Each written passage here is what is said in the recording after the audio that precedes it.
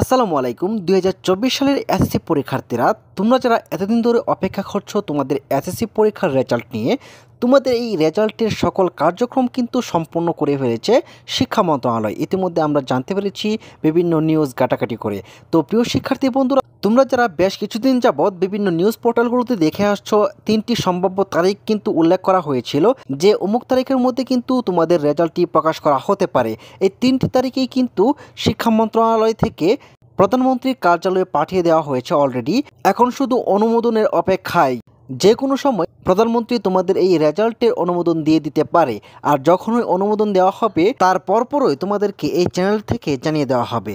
এই চ্যানেলটি তোমরা সাবস্ক্রাইব করে রাখতে পারো। যখনই তোমাদের এই আপডেটটি চলে আসবে তার পরপরই তাৎক্ষণিক আমি একটি ভিডিও করে তোমাদেরকে জানিয়ে দেব। তো প্রিয় শিক্ষার্থী বন্ধুরা, এই ছিল আজকের আপডেট। পরবর্তী আপডেট এবং সকল প্রকার শিক্ষা সংক্রান্ত আপডেট নিউজ পাওয়ার জন্য চ্যানেলটিকে সাবস্ক্রাইব করে রাখো। ধন্যবাদ সবাইকে। আসসালামু আলাইকুম।